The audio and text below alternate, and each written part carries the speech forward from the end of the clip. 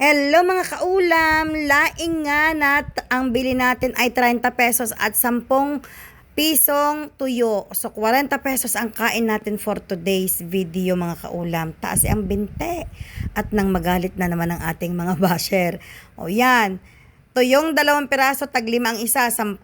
Tapos 30 ang ating laing. Actually, yung laing ng mga kaulam, hindi ko pa yan naubos. May kaunti pang natira. Dahil ayoko na magdagdag ng kanin. Tama na yung kanin na yan sa akin. O, kahit ako'y nag-iisa, ayos na ayos ang aking kain. Masarap, mapayapa, tahimik. Yung mga basher natin, bisit na bisit, galit na galit, gustong manakit.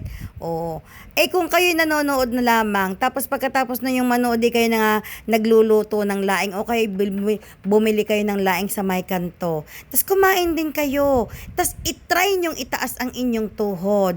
Tapos, itry ninyong magkamay, huwag kayo magkutsara. At siguradong sigurado akong babalikan nyo ako at sasabihin ninyong, kaulam, the best talaga. Sino di yan? Hindi lang nyo nai-try.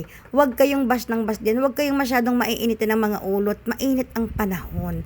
Baka sa init ng panahon, tapos sumabay ang inyong init ng ulo, ay kayo sumabog na dyan sa inyong kinatatayuan. Huwag gayon. Life is beautiful. Tayo parating dapat ay masaya. Alam ko maraming problema. Alam ko maraming isipin, maraming dinadala. Pero mga kaulam, hindi natin yan madadaan sa init ng ulo. Hindi natin yan madadaan sa pambubwisit ng ibang tao. Hindi natin madadaan yan sa pambabash. Kayo sabayan ninyo ang agos ng buhay. Kapag may tao na kayong napapanood na masaya, itry ninyong magpasaya. I-try ninyong gawin din nyo kung ano yung nakakapagpasaya sa kanila dahil baka yun din ang magpapasaya sa inyo. Baka yun din ang magiging way para hindi kayo araw-araw ay aburido. Gising sa umaga, huwag laging ang hahanapin kung kaninong buhay ng may buhay ang inyong bubwisitin. Ang iisipin ninyo paano magiging masaya kayo sa mga maliliit na bagay na meron kayo at huwag nang mainggit kung anong meron ng iba. I-try din ninyong hanapin kung saan kayo uunlad. I-try din ninyong subukan kung paano nyo mapapaunlad ang sarili ninyo.